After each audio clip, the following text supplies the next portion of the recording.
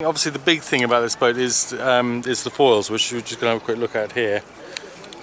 These are the sort of Mark 1 foils, aren't they? Because what actually happened? We're on Mark 1 for the Bondi. Unfortunately Mark 2 didn't go too well for us. We fitted into the boat, and 2 days of sailing in flat water in the Solent, we had a big bang and we had a failure. So it was a quick turnaround, get Mark 2 out, get Mark 1 in. Yeah, it's not a bad place to be in. We're quite happy with Mark 1. Mark 2 a few small modifications. Since then we've done a lot more miles now with Mark 1. Reliability is fine. We've done 15,000 miles, quite happy with them. Performance, we're happy. So we're not in a bad place. Mark 2 didn't work out, but today where we stand, I wouldn't say we wouldn't win the Vendée Globe with Mark 1. So we're pretty happy. Yeah, because they obviously came close to winning the New York Vendée race, and yeah, I mean that was the first time we'd actually lined up against the other boats, and we had an idea where we were at. We've been watching the other boats endlessly since they've been launched, and kind of gauging our performance, but we never lined up against them. So New York Vendée, I think we were pretty happy. I think we put a cat amongst the pigeons with the other boats. There was a lot of chat about us when we got on the dock. We kind of knew where we were. There was a few surprises which allowed us to make some tweaks to the boat. We knew where our strengths were. We weren't quite sure where our weakness was. So we've identified that and we've made some changes, so we're pretty happy. Right, cool. So just going to give you some vital statistics. I mean, what's the wingspan with both of them extended? Yeah, our boards are a lot longer than everybody else's, and you look down the dock and they all look very different. The other boats, their version 1s were all quite similar. Now they've changed slightly, but the main change is in the end tip.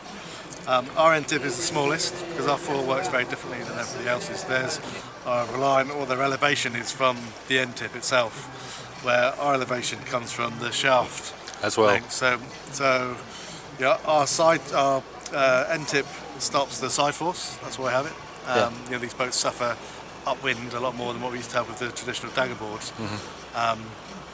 Our span is longer because we want to use the shaft for elevation. So they are very different to the other boats. I think we'll see in the race how that works out for us. I think we don't know how Bank Populaire on their version 3 will perform against our version 1. We haven't lined up against them to do that yet. So with both foils extended, what's the sort of wingspan of the boat? So we're 2.5 metres outside of the perimeter. Side, yeah. Yes, I see. That's amazing, isn't it? So you end up sort of with a square boat. If with both of them. And the other thing, I mean, obviously yours, the way they go through the boat is much more sort of horizontal, isn't it, compared to the other one? So you actually come out on deck here. We come out on deck. So we, as you can see now, we can't have both up. So one needs to be out and the other one needs to be up at all times. But the other boats are all internal. Yes. So they all cross over inside the boat. Yeah. So yeah, it's a choice that we made as a team. We wanted to have this, and it's good. We're happy with it. And so, having the sort of more flat board, what does that actually do to the performance? With the other boats, they're more vertical. Get the elevation with their end tip, they have to have a lot of heel. Yeah. With us, we don't have to have so much heel. Oh, okay. So the key with all these boats is takeoff time. Yeah. At what point do you start foiling? And the guy starts foiling earlier, and the lowest speeds suddenly is miles ahead. They're making gains all the time. So that's always been the trade-off. That's always what we're looking for, is takeoff speed. And what is your takeoff speed? I wouldn't tell you that right now. About it's less than 10 knots? I don't think anyone's less than 10 knots. No, okay. No. We're still big, quite displacement boats. If we were less than 10 knots, I'd be pretty happy. Yeah. But I mean, Alex has showed me some video of the boat coming out of the water with full main, which implies not much over to 10 knots. No, I mean, we're in flat water, and once you start foiling, the speeds are enormous. Yeah. It's very much like a multi-hull.